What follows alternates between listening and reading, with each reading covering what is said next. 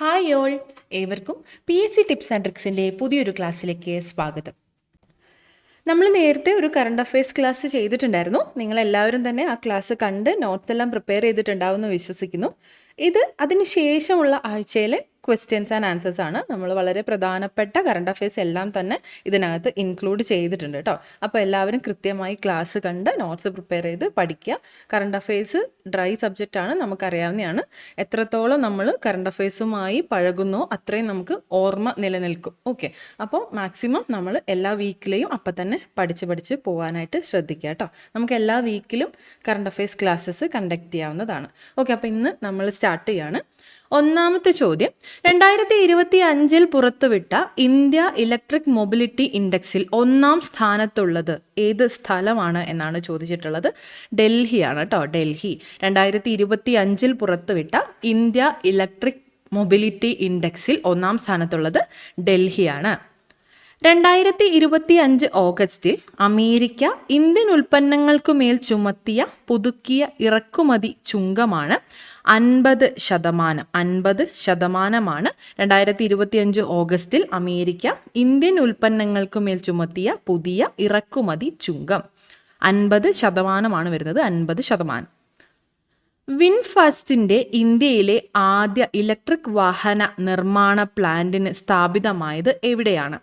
വിൻഫാസ്റ്റിൻ്റെ ഇന്ത്യയിലെ ആദ്യ ഇലക്ട്രിക് വാഹന നിർമ്മാണ പ്ലാന്റ് സ്ഥാപിതമായത് എവിടെയാണ്? തമിഴ്നാട്ടിലെ തൂത്തുക്കുടിയിലാണ്. തമിഴ്നാട്ടിലെ തൂത്തുക്കുടിയിലാണ്. വിൻഫാസ്റ്റ് എന്നത് എന്താണ്? ഒരു ഇലക്ട്രിക് വാഹന നിർമ്മാണ കമ്പനിയാണ് എന്ന് മനസ്സിലാക്കി വെക്കുക. തമിഴ്നാട്ടിലെ തൂത്തുക്കുടിയിലാണ് വിൻഫാസ്റ്റ് ഫാക്ടറി സ്ഥാപിക്കുന്നത്.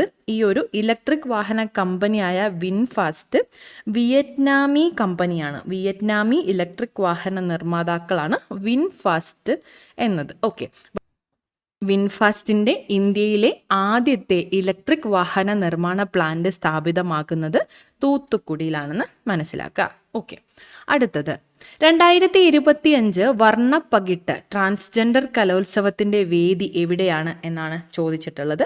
2025 വർണ്ണപ്പകിട്ട് എന്ന ട്രാൻസ്ജെൻഡർ കലോത്സവത്തിൻ്റെ വേദി കോഴിക്കോട് ജില്ലയിലാണ്. കോഴിക്കോടിലാണ് 2025 വർണ്ണപ്പകിട്ട് കലോത്സവത്തിൻ്റെ പേരാണ്. ട്രാൻസ്ജെൻഡർ കലോത്സവത്തിൻ്റെ വേദി വരുന്നത് കോഴിക്കോട് ജില്ലയിലാണ്.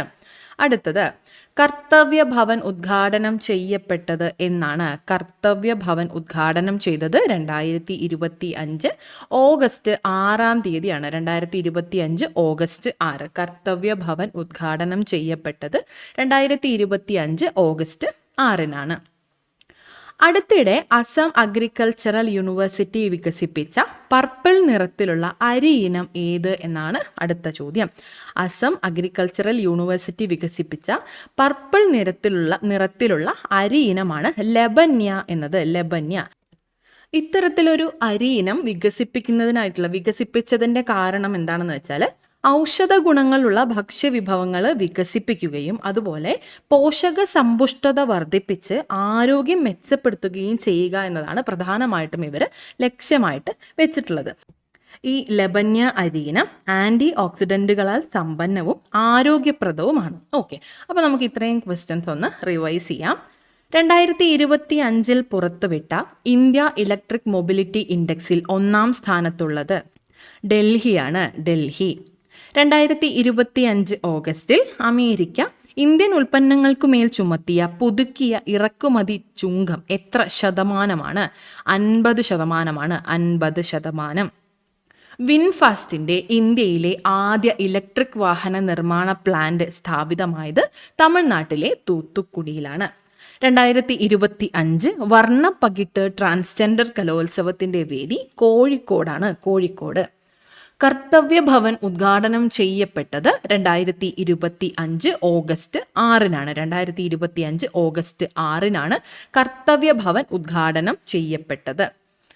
അടുത്തിടെ അസം അഗ്രികൾച്ചറൽ യൂണിവേഴ്സിറ്റി വികസിപ്പിച്ച പർപ്പിൾ നിറത്തിലുള്ള അരി ഇനമാണ് ലബന്യ എന്നത്. ലബന്യ. ലബന്യ. അസം അഗ്രികൾച്ചറൽ യൂണിവേഴ്സിറ്റി വികസിപ്പിച്ച പർപ്പിൾ നിറത്തിലുള്ള അരി ഇനം ലബന്യ. അടുത്ത സെറ്റ് ചോദ്യമാണ്, P4 സീറോ പോവർട്ടി എന്ന പദ്ധതി ആരംഭിക്കുന്ന സംസ്ഥാനം ഏതാണ്? P4 സീറോ പോവർട്ടി എന്ന പദ്ധതി ആരംഭിക്കുന്ന സംസ്ഥാനം ആന്ധ്രാപ്രദേശാണ്. ആന്ധ്രാപ്രദേശ് 2030 സംസ്ഥാനത്തെ ദാരിദ്ര്യ നിരക്ക് പൂർണ്ണമായും ഇല്ലാതാക്കുക എന്നതാണ് ഈ ഒരു P4 സീറോ പോവർട്ടി എന്ന പദ്ധതിയുടെ ലക്ഷ്യമായിട്ട് പറയുന്നത്. P4 zero poverty. ഓക്കെ, അപ്പോൾ അതിൻ്റെ ഫുൾ ഫോം എന്താണെന്ന് വെച്ചാൽ people public private partnership for poverty alleviation എന്നതാണ് കേട്ടോ. പീപ്പിൾ P4 ആണ്. P4 people public private partnership for poverty alleviation. Okay, അതാണ് ഈ ഒരു പദ്ധതിയുടെ പൂർണ്ണരൂപം. P4 സീറോ പോവർട്ടി എന്നതിൻ്റെ പൂർണ്ണരൂപമായിട്ട് വരുന്നത്. 2030 സംസ്ഥാനത്തെ ദാരിദ്ര്യ നിരക്ക് പൂർണ്ണമായും ഇല്ലാതെയാക്കുക എന്നതാണ് P4 സീറോ പോവർട്ടി എന്ന പദ്ധതിയുടെ ലക്ഷ്യമായിട്ട് വരുന്നത്. ആരംഭിക്കുന്ന സംസ്ഥാനം ഏതാണ്? ആന്ധ്രാപ്രദേശാണ്. P4 സീറോ പോവർട്ടി എന്ന പദ്ധതി ആരംഭിക്കുന്ന സംസ്ഥാനം ആന്ധ്രാപ്രദേശ്. 2025 ഹംഗേറിയൻ ഗ്രാൻഡ് പ്രിക്സിൽ ജേതാവായത് ആരാണ്? ലാൻഡോ നോറിസ് ആണ്. Lando Norris. 2025 Hungarian grand പ്രിക്സിൽ ജേതാവായത് Lando Norris ആണ്. Lando Norris. Central marine fisheries research institute പ്രകാരം 2024 ഇന്ത്യയിൽ ഏറ്റവും കൂടുതൽ സമുദ്ര മത്സ്യലഭ്യതയുണ്ടായ സംസ്ഥാനം ഏതാണ്? Central marine fisheries research institute പ്രകാരം 2024 ഇന്ത്യയിൽ ഏറ്റവും കൂടുതൽ സമുദ്ര മത്സ്യലഭ്യതയുണ്ടായ സംസ്ഥാനമാണ് ഗുജറാത്ത്. 2024 ഇന്ത്യയിൽ ഏറ്റവും കൂടുതൽ സമുദ്ര മത്സ്യലഭ്യതയുണ്ടായ സംസ്ഥാനം ഗുജറാത്ത്. അടുത്തത് 2025 പുറത്തുവിട്ട ഇന്ത്യ ഇലക്ട്രിക് മൊബിലിറ്റി ഇൻഡെക്സ് പ്രകാരം കേരളം എത്രാമത്തെ സംസ്ഥാനമാണ്? നമ്മൾ നേരത്തെ ഇന്ത്യ ഇലക്ട്രിക് മൊബിലിറ്റി ഇൻഡെക്സുമായി ബന്ധപ്പെട്ട ഒരു ചോദ്യം കണ്ടിരുന്നു, ഓർമ്മയുണ്ടോ? ഓക്കെ, ഇതാണ് 2025 പുറത്തുവിട്ട ഇന്ത്യ ഇലക്ട്രിക് മൊബിലിറ്റി ഇൻഡെക്സിൽ 1ാം സ്ഥാനത്തുള്ളത് ഡൽഹിയാണെന്ന് നമ്മൾ പറഞ്ഞു. അതിൽ കേരളത്തിൻ്റെ സ്ഥാനം എത്രയാണ് എന്നതാണ് ഇവിടുത്തെ ചോദ്യം. 2025 പുറത്തുവിട്ട ഇന്ത്യ ഇലക്ട്രിക് മൊബിലിറ്റി ഇൻഡെക്സിൽ കേരളത്തിൻ്റെ സ്ഥാനം 19ാമതാണ്. 19. കേരളം എത്രാമത്തെ സംസ്ഥാനമാണ്? 19ആണ്. അടുത്തത് അതിദരിദ്രരില്ലാത്ത വയോജന ഭിന്നശേഷി സൗഹൃദ നഗരത്തിനായി കോർപ്പറേഷൻ നടത്തുന്ന പദ്ധതിയുടെ പേരാണ് സമന്വയ. സമന്വയ. അതിദരിദ്രരില്ലാത്ത വയോജന ഭിന്നശേഷി സൗഹൃദ നഗരത്തിനായി കോർപ്പറേഷൻ നടപ്പിലാക്കുന്ന പദ്ധതിയുടെ പേരാണ് സമന്വയ. സമന്വയ. അതിദരിദ്രരില്ലാത്ത എന്നാണ് കേട്ടോ. അതിദരിദ്രരില്ലാത്ത വയോജന ഭിന്നശേഷി സൗഹൃദ നഗരത്തിനായി കോർപ്പറേഷൻ നടപ്പിലാക്കുന്ന പദ്ധതിയുടെ പേരാണ് സമന്വയ പദ്ധതി. ഈ ഒരു സമന്വയ പദ്ധതിയിൽ ആദ്യഘട്ട ലിസ്റ്റിംഗ് കഴിഞ്ഞിട്ടുണ്ട്. അപ്പോൾ അതിൽ ഏകദേശം 56,000-ലധികം പേര് ഉൾപ്പെട്ടു. അതിൽ പൂർണ്ണമായി കിടപ്പ് രോഗികളായിട്ടുള്ളവർ, ഗുരുതര രോഗബാധിതരായി വീടുകളിൽ കഴിയുന്നവർ, 60 വയസ്സിന് മുകളിലുള്ളവർ, ഭിന്നശേഷിക്കാർ, ഇത്തരത്തിലുള്ള ആൾക്കാരെല്ലാവരും ഉൾപ്പെട്ടിട്ടുണ്ട്. കൂടുതലും ഉൾപ്പെട്ടിട്ടുള്ളത് സ്ത്രീകളാണ് കേട്ടോ. സമന്വയയിൽ ഉൾപ്പെട്ടതിൽ ഏറെയും ഉള്ളത് സ്ത്രീകളാണ്. അടുത്ത ചോദ്യം, പട്ടികവർഗ വിഭാഗങ്ങളിൽ വായനാശീലം വളർത്തുക എന്ന ലക്ഷ്യവുമായി തുടക്കമിട്ട പദ്ധതി ഏതാണ്? അക്ഷരോന്നതി എന്നതാണ് കേട്ടോ. അക്ഷരോന്നതി എന്നതാണ് ആ പദ്ധതി. പട്ടികവർഗ വിഭാഗങ്ങളിൽ വായനാശീലം വളർത്തുക എന്ന ലക്ഷ്യവുമായി തുടക്കമിട്ട പദ്ധതിയാണ് അക്ഷരോന്നതി പദ്ധതി. അക്ഷരോന്നതി പദ്ധതി പ്രകാരം 5000-ഓളം പുസ്തകങ്ങൾ ശേഖരിച്ച് 11 ഉന്നതികളിലായിട്ട് ലൈബ്രറി ഒരുക്കുകയായിരുന്നു ആദ്യത്തെ ലക്ഷ്യം എന്ന് പറയുന്നത്. അത് ആരംഭിച്ചു കഴിഞ്ഞു. 1000 പുസ്തകങ്ങൾ ഉള്ളത് കൊണ്ട് തന്നെ ലൈബ്രറി കൗൺസിലിൻ്റെ അംഗീകാരവും ലഭിക്കും. ഇത്തരത്തിലുള്ള ലൈബ്രറികളിൽ സാധാരണ പുസ്തകങ്ങൾ മാത്രമല്ല, മത്സര പരീക്ഷകൾക്ക് വിനിയോഗിക്കാവുന്ന തരത്തിലുള്ള പുസ്തകങ്ങളും ഉണ്ട്. ഇത്തരം വിഭാഗത്തിൽപ്പെട്ട വിദ്യാർത്ഥികൾക്കും ഏറെ ഉപയോഗപ്രദമാകുന്നത് പോലെയാണ് ഈ ഒരു പദ്ധതി ആവിഷ്കരിച്ചിട്ടുള്ളത്. അക്ഷരോന്നതി എന്നതാണ് പദ്ധതിയുടെ പേര്. ഈ ഒരു പദ്ധതി പ്രകാരം കോഴിക്കോടാണ് ഈ പദ്ധതി ആദ്യം നടപ്പിലാക്കാനായിട്ട് പോകുന്നത്. ഓക്കെ, കേരളത്തിൽ ആദ്യമായി അക്ഷരോന്നതി പദ്ധതി ആരംഭിക്കുന്നത് കോഴിക്കോടാണ്. കോഴിക്കോട് ജില്ലയിലാണ്. ഓക്കെ, കേരളത്തിൽ ആദ്യമായി കോഴിക്കോടാണ് പദ്ധതി നടപ്പിലാക്കുന്നത്. തദ്ദേശ ഭരണ വകുപ്പിന് വകുപ്പിൻ്റെ നേതൃത്വത്തിൽ പട്ടികവർഗ വികസന വകുപ്പിൻ്റെയും കോഴിക്കോട് ജില്ലാ ഭരണകൂടത്തിൻ്റെയും സഹകരണത്തോടുകൂടെ ഈ ജൂണിലാണ് ഈ പദ്ധതി ആരംഭിച്ചിട്ടുള്ളത്. ഓക്കെ, അപ്പോൾ പട്ടികവർഗ വിഭാഗങ്ങളിൽ വായനാശീലം വളർത്തുക എന്ന ലക്ഷ്യവുമായി തുടക്കമിട്ട പദ്ധതി എന്താണ്? അക്ഷരോന്നതി പദ്ധതിയാണ്. ആദ്യം വരുന്നത് എവിടെയാണ്? കോഴിക്കോട് ജില്ലയിലാണ്. ഓക്കെ, ഇതൊന്ന് റിവൈസ് ചെയ്യാം. P4 സീറോ പോവർട്ടി എന്ന പദ്ധതി ആരംഭിക്കുന്ന സംസ്ഥാനം ഏതാണ്? ആന്ധ്രാപ്രദേശാണ്. Andhra Pradesh. 2025 Hungarian grand പ്രിക്സിൽ ജേതാവായത് Lando Norris ആണ്. Lando Norris.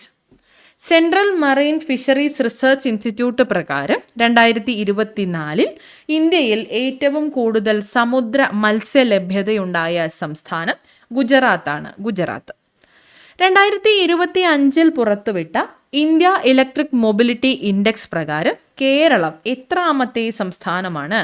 19ാമത് സംസ്ഥാനമാണ്. ഒന്നാമത്തെ സംസ്ഥാനം ഏതാണ്? ഒന്നാമത്തേത് ഡൽഹിയാണ്. ഓക്കെ.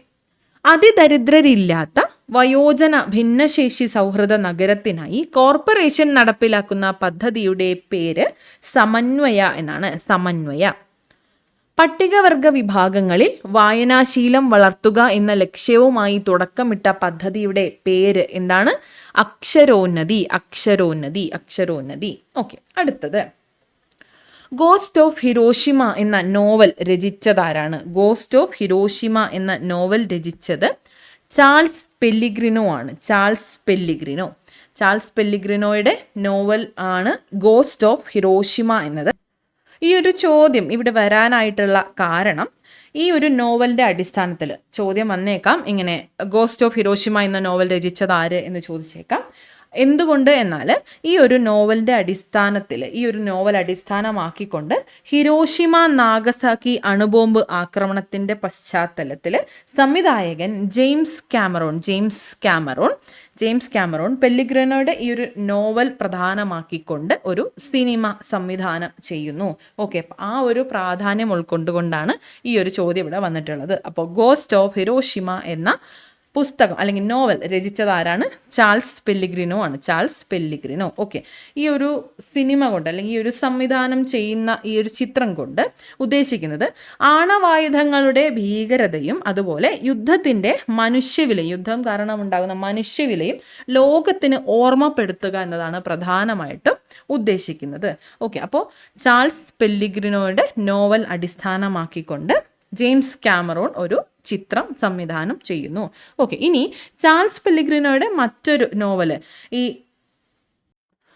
ചാൾസ് പെല്ലിഗ്രിനോ തന്നെ രചിച്ചിട്ടുള്ള ടൈറ്റാനിക് പ്രമേയമാക്കിക്കൊണ്ടുള്ള മറ്റൊരു നോവലാണ് ഹെർ നീം ടൈറ്റാനിക് എന്നത്. ടൈറ്റാനിക്കിനെ പ്രമേയമാക്കിക്കൊണ്ടുള്ള ചാൾസ് പെല്ലിഗ്രിനോയുടെ നോവലാണ് ഹെർ നീം ടൈറ്റാനിക് എന്നത്. Her name Titanic.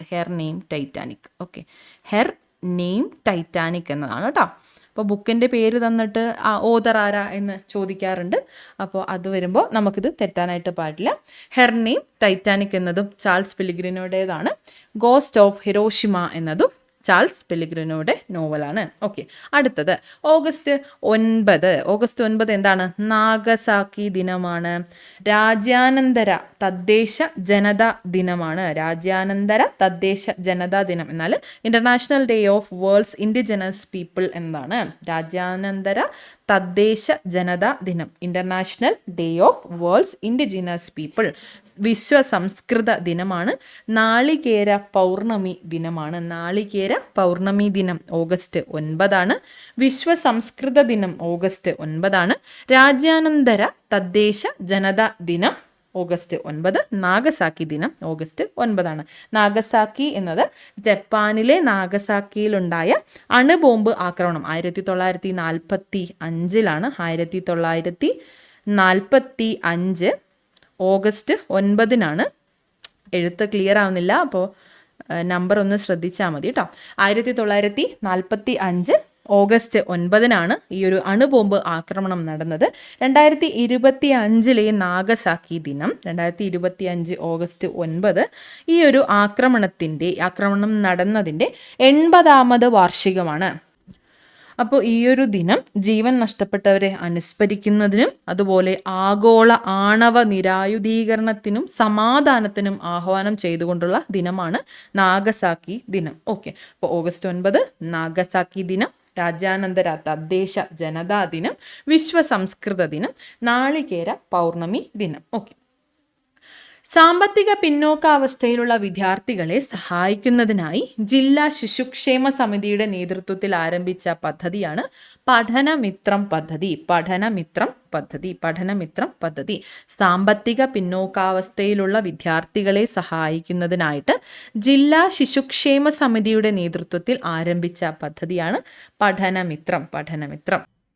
അടുത്തത് പഴവർഗ്ഗങ്ങൾ, ഔഷധ സസ്യങ്ങൾ, സസ്യജന്തുജാലങ്ങൾ എന്നിവയുടെ സംരക്ഷണത്തിനായി ലഡാക്കിലെ ഏത് സ്ഥലമാണ് ഒരു സസ്യോദ്യാനമായി മാറ്റുന്നത്? ഉദ്യാനമാണ് കേട്ടോ. സസ്യോദ്യാനമായിട്ട് മാറ്റുന്നത് ഷയോക്ക് ഗ്രാമമാണ്. ലഡാക്കിലെ ആദ്യത്തെ ബൊട്ടാണിക്കൽ ഗാർഡൻ ആണ് ഷയോക്ക് ഗ്രാമം. എന്താണ് പറഞ്ഞത്? പഴവർഗ്ഗങ്ങൾ, ഔഷധ സസ്യങ്ങൾ, സസ്യജന്തുജാലങ്ങൾ എന്നിവയുടെ സംരക്ഷണത്തിനായിട്ട് ലഡാക്കിലെ ഏത് സ്ഥലമാണ് സസ്യോദ്യാനമായിട്ട് മാറ്റുന്നത്? ഷയോക്ക് ഗ്രാമമാണ്. ഓക്കെ, ലഡാക്കിലെ ആദ്യത്തെ ബൊട്ടാണിക്കൽ ഗാർഡൻ ആണ് ഇത് എന്ന് നമ്മൾ പറഞ്ഞു. ഹിമാലയ മേഖലയുടെ സവിശേഷ സസ്യജാലങ്ങളെ സംരക്ഷിക്കുകയും ഗവേഷണം നടത്തുകയും ചെയ്യുക എന്നതാണ് ഈ ഒരു പദ്ധതിയുടെ പ്രധാനമായിട്ടുള്ള ലക്ഷ്യം എന്ന് പറയുന്നത്. അതുപോലെ ഈ ഒരു പ്രദേശത്തിൻ്റെ സസ്യവൈവിധ്യം സംരക്ഷിക്കുകയും അപൂർവമായിട്ടുള്ള ഹിമാലയമാണല്ലോ, അപ്പോൾ അപൂർവമായിട്ടുള്ള സസ്യജാലങ്ങൾ ഉണ്ടാവും. അപ്പോൾ അതിൻ്റെയൊക്കെ ഗവേഷണം, പഠനം, കാര്യങ്ങൾ നടത്തുകയും അതുപോലെ ടൂറിസം പ്രോത്സാഹിപ്പിക്കുകയുമാണ് ഈ ഒരു സസ്യോദ്യാനമായി സ്ഥലത്തെ മാറ്റുന്നതിനുള്ള പ്രധാന ഉദ്ദേശമെന്ന് പറയുന്നത്. അപ്പോൾ ഏതാണ് ആ ഗ്രാമം? ഷയോക്ക് ഗ്രാമമാണ്. ഓക്കെ, ഷയോക്ക് ഗ്രാമം. ഓക്കെ, ലഡാക്കിലെ ആദ്യത്തെ ബൊട്ടാണിക്കൽ ഗാർഡൻ ഏത് എന്ന് ചോദിച്ചാലും ഉത്തരം എന്താണ്? ഷയോക്ക് ഗ്രാമമാണ്. ഓക്കെ, അടുത്തത് കന്നഡ ഭാഷാ സമാഹാരമായ ഹാർട്ട് ലാബിൻ്റെ 2025 ഇന്റർനാഷണൽ ബുക്കർ സമ്മാനം നേടിയത് ആരാണ്? ഇന്റർനാഷണൽ ബുക്കർ സമ്മാനം 2025 നേടിയത് ഹാർട്ട് ലാബ് എന്ന സമാഹാരത്തിന് ബാനു മുഷ്താഖ്. കർണാടക സ്വദേശിയായ ബാനു മുഷ്താഖിൻ്റെ 1990 മുതൽ 2023 വരെ എഴുതിയിട്ടുള്ള 12 ചെറുകഥകൾ അടങ്ങുന്ന ഒരു സമാഹാരമാണ് ഈ ഹാർട്ട് ലാബ് എന്ന് പറയുന്നത്. ഹാർട്ട് ലാബ് കന്നഡ ഭാഷാ സമാഹാരമാണ് ഹാർട്ട് ലാബ്. 1990 മുതൽ 2023 വരെയുള്ള 12 ചെറുകഥകളുടെ സമാഹാരമാണ് ഹാർട്ട് ലാബ്. ഇതിനാണ് 2025 ഇന്റർനാഷണൽ ബുക്കർ സമ്മാനം ലഭിച്ചിട്ടുള്ളത്. നേടിയതാരാണ്? രചയിതാവാരാണ്? ബാനു മുഷ്താഖ്. ഓക്കെ, ഈ ഒരു കൃതി, ഈ ഹാർട്ട് ലാബ് എന്ന കൃതി ദീപ ഭാസ്തി ആണ് ഇംഗ്ലീഷിലേക്ക് വിവർത്തനം ചെയ്തത് ദീപ ഭാസ്തി. ഇനി നമുക്കിതൊന്ന് റിവൈസ് ചെയ്യാം. ഗോസ്റ്റ് ഓഫ് ഹിരോഷിമ എന്ന നോവൽ രചിച്ചത് ചാൾസ് പെല്ലിഗ്രിനോ ആണ്. ഓഗസ്റ്റ് 9 നാഗസാക്കി ദിനം. നാഗസാക്കി ദിനത്തിന്റെ 80ാമത് വാർഷികമാണ് 2025 ഓഗസ്റ്റ് 9. അതുപോലെ ഓഗസ്റ്റ് 9 രാജ്യാനന്തര തദ്ദേശ ജനതാ ദിനം, വിശ്വ സംസ്കൃത ദിനം, നാളികേര പൗർണമി ദിനം. ഓക്കെ, അടുത്തത് സാമ്പത്തിക പിന്നോക്കാവസ്ഥയിലുള്ള വിദ്യാർത്ഥികളെ സഹായിക്കുന്നതിനായി ജില്ലാ ശിശുക്ഷേമ സമിതിയുടെ നേതൃത്വത്തിൽ ആരംഭിച്ച പദ്ധതിയാണ് പഠനമിത്രം പദ്ധതി. പഴവർഗ്ഗങ്ങൾ, ഔഷധ സസ്യങ്ങൾ, സസ്യജന്തുജാലങ്ങൾ എന്നിവയുടെ സംരക്ഷണത്തിനായി ലഡാക്കിലെ ഏത് സ്ഥലമാണ് ഒരു സസ്യോദ്യാനമായി മാറ്റുന്നത് എന്ന് ചോദിച്ചാൽ ആൻസർ എന്താണ്? ഷയോക്ക് ഗ്രാമമാണ്. ഇത് ലഡാക്കിലെ ആദ്യത്തെ ബൊട്ടാണിക്കൽ ഗാർഡൻ ആണ്. ഇനി കന്നഡ ഭാഷാ സമാഹാരമായ ഹാർട്ട് ലാബിന്റെ 2025 ഇന്റർനാഷണൽ ബുക്കർ സമ്മാനം നേടിയത് ബാനു മുഷ്താഖിന്റെ ഹാർട്ട് ലാബ് എന്ന ചെറുകഥാ സമാഹാരത്തിനാണ് 2025 ഇന്റർനാഷണൽ ബുക്കർ സമ്മാനം ലഭിച്ചത്. ഓക്കെ, അടുത്ത സെറ്റ് ചോദ്യം. അന്താരാഷ്ട്ര ബഹിരാകാശ നിലയത്തിൽ നിന്നും സുനിത വില്യംസും ബുച്ച് വിൽമോറും, പേര് ഒന്ന് ടൈപ്പിംഗ് എററിൽ പറ്റുന്നതാണ് കേട്ടോ, അപ്പോൾ പറയുന്നത് ശ്രദ്ധിച്ചാൽ മതി. സുനിത വില്യംസും ബുച്ച് വിൽമോറും മടക്കയാത്രയ്ക്ക് ഉപയോഗിച്ച ബഹിരാകാശ പേടകത്തിന്റെ പേര്. ഇത് നമുക്ക് കഴിഞ്ഞ ഒരു പരീക്ഷയിൽ ചോദിച്ചിട്ടായിരുന്നു, മടക്കയാത്രയ്ക്ക് ഉപയോഗിച്ചത് എന്ന രീതിയിൽ. അത് ചിലർക്ക് തെറ്റിപ്പോയതായിട്ട് കേട്ടു. അപ്പൊ ശ്രദ്ധിക്കുക ചോദ്യം. മടക്കയാത്രയ്ക്ക് ഉപയോഗിച്ച ബഹിരാകാശ പേടകത്തിന്റെ പേര് എന്താണ്? സ്പേസ് എക്സിന്റെ ക്രൂ ഡ്രാഗൺ ഫ്രീഡം എന്നതാണ് ഈ ഒരു പേടകത്തിന്റെ പേര്. ഓക്കെ, എന്താണ്? അന്താരാഷ്ട്ര ബഹിരാകാശ നിലയത്തിൽ നിന്നും സുനിത വില്യംസും ബുച്ച് വിൽമോറും മടക്കയാത്രയ്ക്ക് ഉപയോഗിച്ച ബഹിരാകാശ പേടകത്തിന്റെ പേരാണ് സ്പേസ് എക്സിന്റെ ക്രൂ ഡ്രാഗൺ ഫ്രീഡം എന്നത്. ഓക്കെ, ഇനി ഇത് നമ്മൾ നേരത്തെ കണ്ട ചോദ്യമാണല്ലോ. P4 എന്ന പദ്ധതി ആരംഭിക്കുന്ന സംസ്ഥാനം ആന്ധ്രാപ്രദേശ്. നമ്മൾ കണ്ടിരുന്നല്ലോ. P4 എന്താണ്? ഓർമ്മയുണ്ടോ? People public private partnership for poverty alleviation എന്നതാണ് P4 എന്ന പദ്ധതി. ഓക്കെ, 8ാമത് വീസ്ലാവ് മാനിക് മെമ്മോറിയൽ മീറ്റിൽ സീസണിൽ ഏറ്റവും മികച്ച 62.59 മീറ്റർ എറിഞ്ഞ് ജാവലിൻ സ്വർണം നേടിയ ഇന്ത്യയിൽ നിന്നുള്ള വനിതാ അത്ലറ്റാണ് അന്നു റാണി. ഏത് കായിക ഇനവുമായി ബന്ധപ്പെട്ടിരിക്കുന്നു എന്ന് ചോദ്യം വന്നേക്കാം. ജാവലിൻ ത്രോയാണ്. 8ാമത് വീസ്ലാവ് മാനിക് മെമ്മോറിയൽ മീറ്റിലാണ് സീസണിലെ തന്നെ ഏറ്റവും മികച്ച പ്രകടനം കാഴ്ചവെച്ചുകൊണ്ട് 62.59 മീറ്റർ എറിഞ്ഞ് ജാവലിനിൽ സ്വർണം നേടിയ ഇന്ത്യക്കാരി എന്ന പേര് നേടിയത് അന്നു റാണി. ഈ ഒരു വീസ്ലാവ് മാനിക് മെമ്മോറിയൽ മീറ്റ് 8ാമത് നടന്നത് പോളണ്ടിൽ വെച്ചാണ് കേട്ടോ. പോളണ്ടിലാണ് 8ാമത് വീസ്ലാവ് മാനിക് മെമ്മോറിയൽ മീറ്റ് നടന്നത് പോളണ്ടിൽ വെച്ചാണ്. 8ാമതാണ് പോളണ്ടിൽ വെച്ചാണ്. ഓക്കെ, 8ാമത് പോളണ്ടിൽ വെച്ച്. ഇന്ത്യയിലെ ആദ്യത്തെ പൂർണ്ണമായും സൗരോർജം ഉപയോഗിക്കുന്ന നിയമസഭയാകുന്നത് ഏത്? ഇന്ത്യയിലെ ആദ്യത്തെ പൂർണ്ണമായും സൗരോർജം ഉപയോഗിക്കുന്ന നിയമസഭയാണ് ഡൽഹി നിയമസഭ. കാർബൺ നിഷ്പ്രഭ സംസ്ഥാനങ്ങളുടെ ഒരു നിർമ്മാണം എന്നതും അതുപോലെ ജലവും വൈദ്യുതിയും പോലുള്ള സ്ഥിരം ചിലവുകൾ കുറയ്ക്കുക എന്നതും ലക്ഷ്യമിട്ടുകൊണ്ടാണ് ഈ ഒരു പദ്ധതി മുന്നോട്ട് വന്നിട്ടുള്ളത്. സൗരോർജ പ്ലാന്റ് 2023 മുതൽ തന്നെ ഇവിടെ പ്രവർത്തനം ആരംഭിച്ചിട്ടുണ്ട്. ഓക്കെ, അപ്പോൾ ഇന്ത്യയിലെ ആദ്യത്തെ പൂർണ്ണമായും സൗരോർജം ഉപയോഗിക്കുന്ന നിയമസഭയാകുന്നത് ഡൽഹി നിയമസഭയാണ്. ഇനി 2015 ജുവനൈൽ ജസ്റ്റിസ് ആക്ട് പ്രകാരം ആംഗ്യഭാഷാ വ്യാഖ്യാതാക്കൾ, വിവർത്തകർ, പ്രത്യേക അധ്യാപകർ എന്നിവരെ എംപാനൽ ചെയ്യുന്ന ആദ്യ സംസ്ഥാനമായി മാറിയത് പഞ്ചാബാണ്. പഞ്ചാബ് 2015 ജുവനൈൽ ജസ്റ്റിസ് ആക്ട് പ്രകാരം ആംഗ്യഭാഷാ വ്യാഖ്യാതാക്കൾ, വിവർത്തകർ, പ്രത്യേക അധ്യാപകർ എന്നിവരെ എംപാനൽ ചെയ്യുകയാണ് ഇപ്പോൾ ചെയ്തിട്ടുള്ളത്. അത് എന്തിനാണെന്ന് വെച്ചാൽ സംസാര വൈകല്യമോ അതുപോലെ കേൾവിക്കുറവോ പോലെയുള്ള കുട്ടികൾക്ക്, അത്തരത്തിലുള്ള വൈകല്യങ്ങളുള്ള കുട്ടികളുടെ ആശയവിനിമയ വിടവ് നികത്തുക എന്ന ലക്ഷ്യം വെച്ചുകൊണ്ടാണ് ഇത്തരത്തിലൊരു ആശയം മുന്നോട്ട് വെച്ചിട്ടുള്ളത്. ഓക്കെ, അപ്പോൾ എന്താണ് സംഭവിക്കുന്നതെന്ന് വെച്ചാൽ ഭിന്നശേഷിക്കാരായ കുട്ടികൾക്ക് നീതി ലഭ്യമാകുന്നതിനുള്ള സൗകര്യം കൂടുതൽ മെച്ചപ്പെടുകയാണ് ചെയ്യുന്നത്. ഇതിൻ്റെ ഭാഗമായി തന്നെ 2012 നിയമമുണ്ടല്ലോ, പോക്സോ ആക്ട്. 2012 പോക്സോ ആക്ട് പ്രകാരമുള്ള എല്ലാ കേസുകളിലും ഈ ഒരു നീക്കം ബാധകമാക്കിക്കൊണ്ടാണ് ഇത്തരത്തിലൊരാശയം മുന്നോട്ട് കൊണ്ടുവന്നിട്ടുള്ളത്. അപ്പോൾ ക്ലിയർ ആണോ അത്? ആംഗ്യഭാഷാ വ്യാഖ്യാതാക്കൾ, വിവർത്തകർ, പ്രത്യേക അധ്യാപകർ എന്നിവരെ എംപാനൽ ചെയ്യുന്നു. അത് ആദ്യമായി കൊണ്ടുവന്നത് പഞ്ചാബിലാണ്. പഞ്ചാബ്.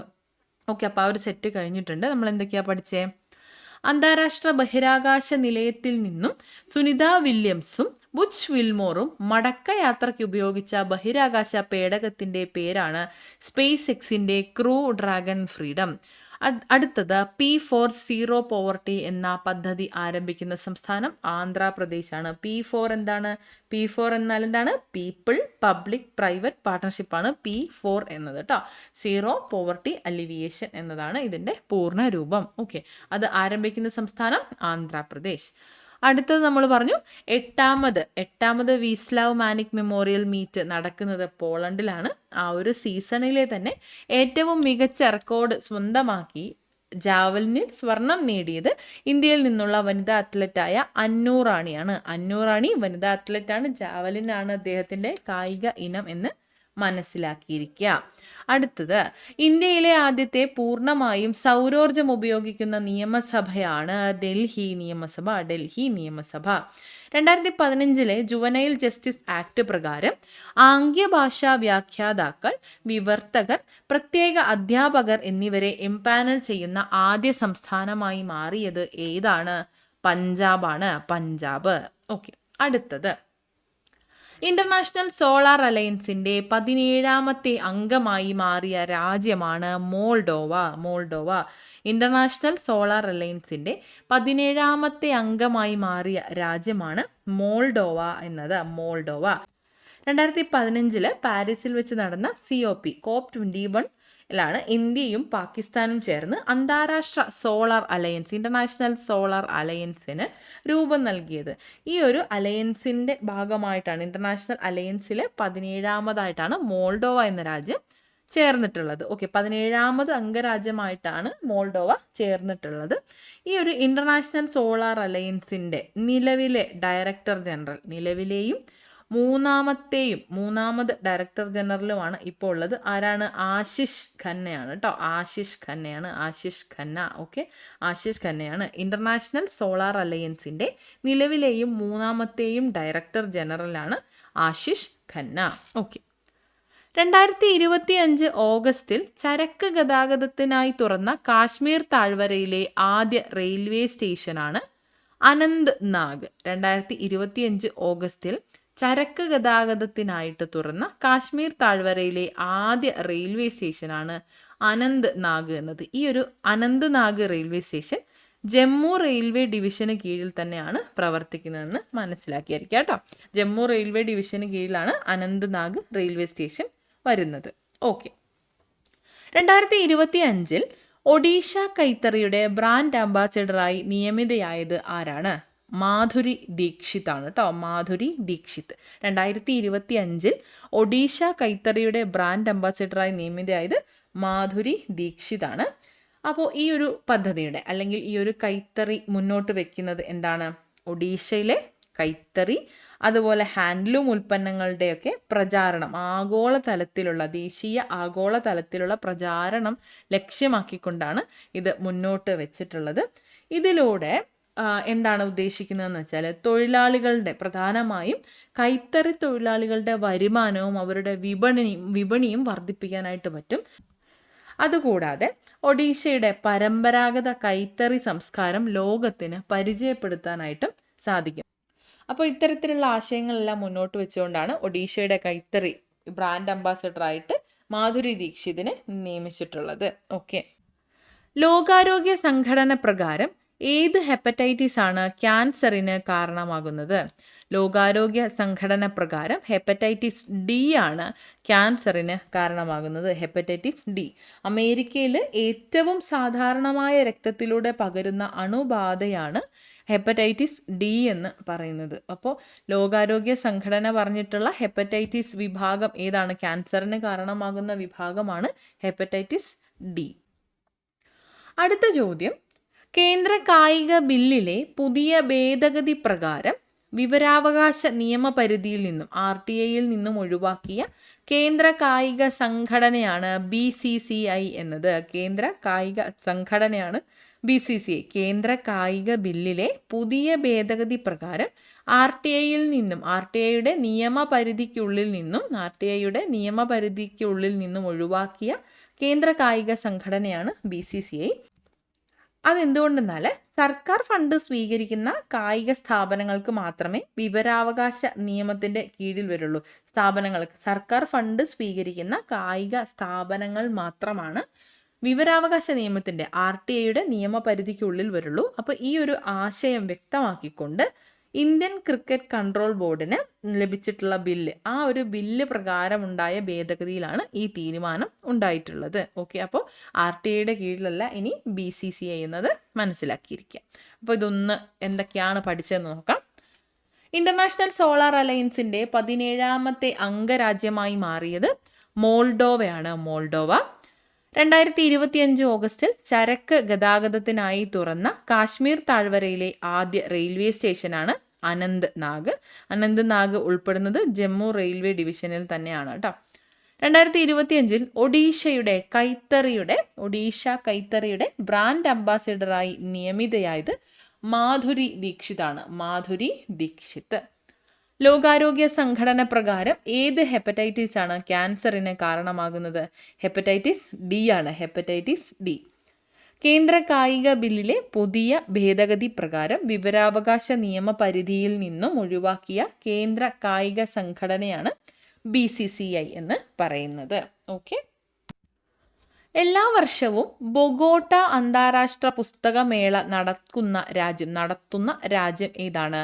കൊളംബിയയാണ്. കൊളംബിയ. എല്ലാ വർഷവും ബൊഗോട്ട അന്താരാഷ്ട്ര പുസ്തകമേള നടത്തുന്ന രാജ്യമാണ് കൊളംബിയ. ഇത് ലാറ്റിൻ അമേരിക്കയിലെ തന്നെ ഏറ്റവും വലിയ പുസ്തകമേളകളിൽ ഒന്നാണ്. ലാറ്റിൻ അമേരിക്കയിലെ ഏറ്റവും വലിയ പുസ്തകമേളകളിൽ ഒന്നാണ് ബൊഗോട്ട അന്താരാഷ്ട്ര പുസ്തകമേള. ഈ ഒരു പുസ്തകമേളയിൽ അതിഥി രാജ്യമായിട്ട് വരുന്നത് ഇന്ത്യയാണ് കേട്ടോ. അപ്പോൾ അതുകൊണ്ടാണ് ഇതിവിടെ ചോദ്യമായിട്ട് വരാനായിട്ടുള്ള കാരണം. എല്ലാ വർഷവും ബൊഗോട്ട അന്താരാഷ്ട്ര പുസ്തകമേള നടത്തുന്നത് കൊളംബിയയാണ്. കൊളംബിയ. സബ് രജിസ്ട്രാർ ഓഫീസുകളിലെ അഴിമതി കണ്ടെത്താൻ വിജിലൻസ് നടത്തിയ പരിശോധനയുടെ പേര് എന്താണ്? ഓപ്പറേഷൻ സെക്യൂർ ലാൻഡ് എന്നതാണ്. Secure land. അപ്പോൾ ലാൻഡുമായി ബന്ധപ്പെട്ടതാണ് ഈ ഒരു പദ്ധതി അല്ലെങ്കിൽ പരിശോധന എന്ന് നമുക്ക് മനസ്സിലാക്കാം. സബ് രജിസ്ട്രാർ ഓഫീസുകളിലെ അഴിമതി കണ്ടെത്തുന്നതിനായിട്ട് വിജിലൻസ് നടത്തിയ പരിശോധനയുടെ പേര് ഓപ്പറേഷൻ സെക്യൂർ ലാൻഡ് എന്നതാണ്. അപ്പോൾ പേര് സൂചിപ്പിക്കുന്നത് പോലെ തന്നെ സബ് രജിസ്ട്രാർ ഓഫീസുകളിൽ നടക്കുന്ന ഭൂമി രജിസ്ട്രേഷൻ സംബന്ധമായ അഴിമതി കണ്ടെത്തുകയാണ് പ്രധാനമായിട്ടും ലക്ഷ്യം വെച്ചിട്ടുള്ളത്. ഭൂമി ഇടപാടുകളിൽ തെറ്റായിട്ടുള്ള എൻട്രികൾ, അതുപോലെ വ്യാജരേഖകൾ ഉണ്ടാക്കി കൊണ്ടുവരാറുണ്ട്. അപ്പോൾ അത്തരത്തിലുള്ള വ്യാജരേഖകൾ തടയുക, ജനങ്ങൾക്ക് സുതാര്യ സേവനം ഉറപ്പാക്കുക എന്നതാണ് പ്രധാനമായിട്ടും ഉദ്ദേശിക്കുന്നത്. അപ്പോൾ എന്താണ് vigilance and anti corruption department നടത്തിയിട്ടുള്ള ഈ ഒരു പരിശോധനയുടെ പേരാണ് ഓപ്പറേഷൻ സെക്യൂർ ലാൻഡ് എന്ന് പറയുന്നത്. പതിറ്റാണ്ടുകൾ നീണ്ട യുദ്ധത്തിനൊടുവിൽ 2025 സമാധാന ഉടമ്പടിയിൽ ഒപ്പുവെച്ച രാജ്യങ്ങളാണ് അർമേനിയ, അസർബൈജാൻ എന്നിവ. അർമേനിയയും അസർബൈജാനും പതിറ്റാണ്ടുകൾ നീണ്ട യുദ്ധം 2025 ഒരു വിരാമം കുറിച്ചുകൊണ്ട് ഒരു സമാധാന ഉടമ്പടി ഒപ്പുവെച്ചിട്ടുണ്ടായി. ഇതിലൂടെ എന്താണ് സംഭവിക്കുന്നതെന്ന് വെച്ചാൽ കരഭാഗ മേഖലയിൽ ഒരു സ്ഥിരതയുണ്ടാകും, അതുപോലെ പ്രാദേശികമായിട്ട് സമാധാനം പരക്കും. ഇവയെല്ലാം ലക്ഷ്യമാക്കിക്കൊണ്ടാണ് ഈ ഒരു സമാധാന ഉടമ്പടി ഒപ്പുവെച്ചിട്ടുള്ളത്. അതിർത്തി തർക്കങ്ങൾ പരിഹരിക്കപ്പെടും. പുതിയ സംവിധാനങ്ങൾ വഴി അതിർത്തി തർക്കങ്ങൾ പൂർണ്ണമായും പരിഹരിക്കപ്പെടും. വ്യാപാര ബന്ധങ്ങൾ പുനഃസ്ഥാപിക്കുകയും ദീർഘകാലത്തിലുള്ള സഹകരണം ഉറപ്പുവരുത്തുകയും ചെയ്തുകൊണ്ടാണ് ഈ ഒരു സമാധാന ഉടമ്പടി ഒപ്പുവെച്ചിട്ടുള്ളത്. അപ്പോൾ ഏതൊക്കെയാണ് രാജ്യങ്ങൾ? Armenia, Azerbaijan. അർമേനിയയും അസർബൈജാനുമാണ്. അർമേനിയയും അസർബൈജാനുമാണ് ഈ രണ്ട് രാജ്യങ്ങളായിട്ട് വരുന്നത്. ഓക്കെ. പതിറ്റാണ്ടുകൾ നീണ്ട യുദ്ധത്തിനൊടുവിൽ 2025 സമാധാന ഉടമ്പടിയിൽ ഒപ്പുവെച്ച രാജ്യങ്ങൾ ഏതൊക്കെയാണ്? Armenia, Azerbaijan. അന്താരാഷ്ട്ര ആർട്സ് ആൻഡ് ഹെറിറ്റേജ് സെന്റർ നിലവിൽ വരുന്ന ക്യാമ്പസ് ഏതാണ്? അന്താരാഷ്ട്ര ആർട്സ് ആൻഡ് ഹെറിറ്റേജ് സെന്റർ നിലവിൽ വരുന്ന ക്യാമ്പസ് ആണ് കാര്യവട്ടം ക്യാമ്പസ്. ഇത്തരത്തിലൊരു സെന്റർ മുന്നോട്ട് വെച്ചതിൻ്റെ ലക്ഷ്യം എന്താണെന്ന് വെച്ചാൽ നമ്മുടെ കേരള സംസ്ഥാനത്തിൻ്റെ ചരിത്രരേഖകളും സാംസ്കാരിക പൈതൃകവും സംരക്ഷിക്കുക എന്നതാണ്. ഇതാണ് പ്രധാനമായിട്ട് ഇതിൻ്റെ ലക്ഷ്യം. ഈ ഒരു കേന്ദ്രത്തിൽ digital library, record management system ആയിരിക്കും ഉണ്ടാവുക. റെക്കോർഡ് മാനേജ്മെൻറ്റ് സിസ്റ്റം, പ്രദർശന കേന്ദ്രം എന്നിവ ഉണ്ടായിരിക്കും. ദേശീയ അന്താരാഷ്ട്ര തലത്തിലുള്ള ഗവേഷണത്തിനുള്ള സൗകര്യവും ഇവിടെ ഉണ്ടാവുന്നതാണ്. ഓക്കെ. അടുത്തത് MS Swaminathan, the man who fed India എന്ന പുസ്തകം. Man who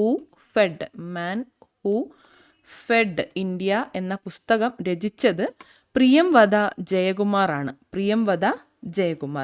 MS Swaminathan the man who fed India എന്ന പുസ്തകം രചിച്ചിട്ടുള്ളത് പ്രിയംവദ ജയകുമാറാണ്. MS Swaminathan the man who fed India എന്ന പുസ്തകം രചിച്ചത് പ്രിയംവദ ജയകുമാർ. അപ്പോൾ എന്തൊക്കെയാണ് പഠിച്ചത്? എല്ലാ വർഷവും ബൊഗോട്ട അന്താരാഷ്ട്ര പുസ്തകമേള നടത്തുന്ന രാജ്യം കൊളംബിയ.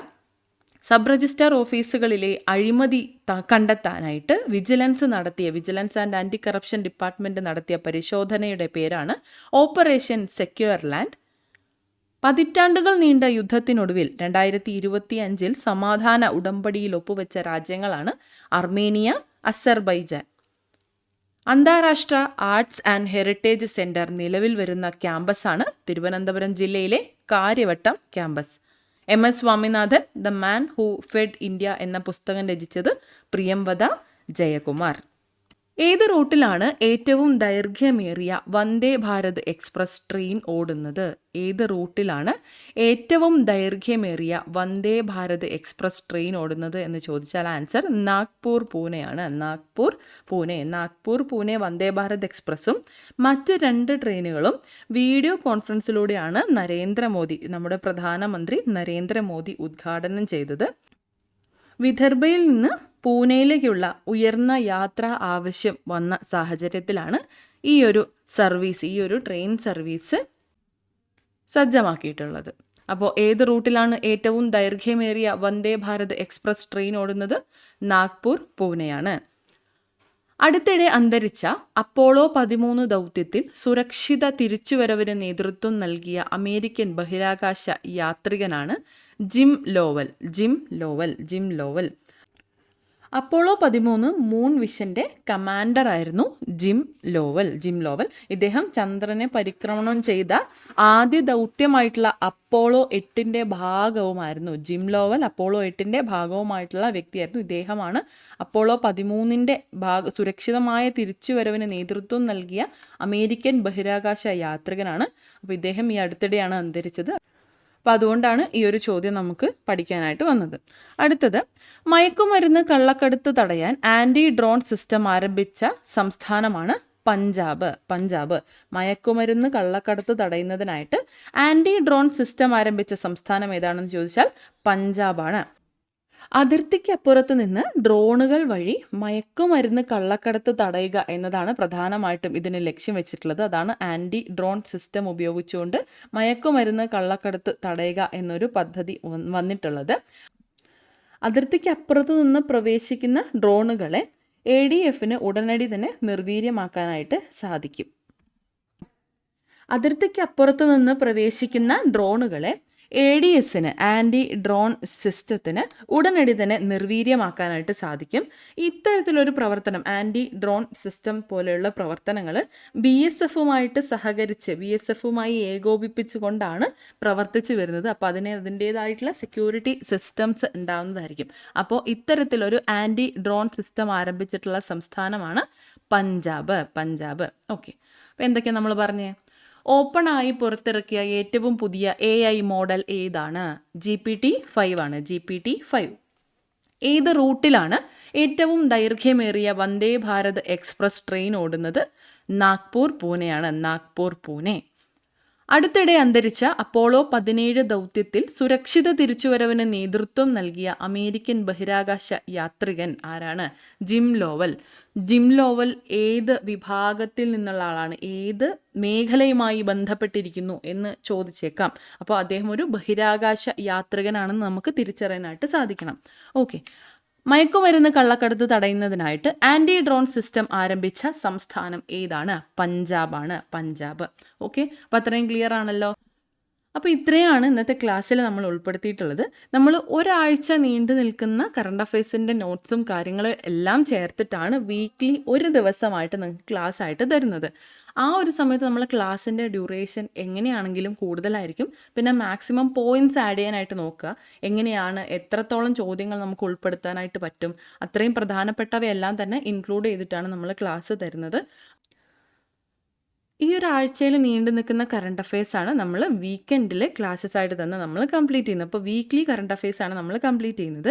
അപ്പോൾ ഏതെങ്കിലും ഒരു ഇമ്പോർട്ടൻ്റ് ആയിട്ടുള്ള കറണ്ട് അഫെയർ തൊട്ട് മുന്നത്തെ ആഴ്ചയിലോ ഉണ്ടെങ്കിൽ, അല്ലെങ്കിൽ ഏതെങ്കിലും ഒരു പോയിന്റ് മിസ്സായി പോയിട്ടുണ്ടെങ്കിൽ അതൊക്കെ നമ്മൾ അടുത്ത ആഴ്ചത്തെ ക്ലാസ്സുകളിൽ ആഡ് ചെയ്യുന്നതായിരിക്കും കേട്ടോ. വളരെ ഇമ്പോർട്ടൻ്റ് ആയിട്ടുള്ള കറണ്ട് അഫയേഴ്സ് ഏതെങ്കിലും ഇതിന് മുന്നത്തെ മാസങ്ങളിൽ ഉണ്ടായിട്ടുണ്ട് എന്നുണ്ടെങ്കിൽ അതും നമ്മൾ റെക്കറൻ്റ് ആയിട്ട് വരുന്ന ടോപ്പിക് പോലെ ഉണ്ടെങ്കിൽ അതും നമ്മൾ ക്ലാസ്സിൽ ആഡ് ചെയ്യുന്നതായിരിക്കും കേട്ടോ. അപ്പോൾ മിസ്സാവില്ല, ക്ലാസ്സസ് മാക്സിമം പോയിന്റ്സ് മിസ്സാവാതെ തന്നെ വീക്ക്ലി ഇമ്പോർട്ടൻ്റ് ആയിട്ടുള്ള കറണ്ട് അഫയേഴ്സ് ക്ലാസ്സസ് നമുക്ക് കംപ്ലീറ്റ് ചെയ്ത് പോവാവുന്നതാണ്. ഓക്കെ, അപ്പോൾ എല്ലാവർക്കും താങ്ക് യു സോ മച്ച്.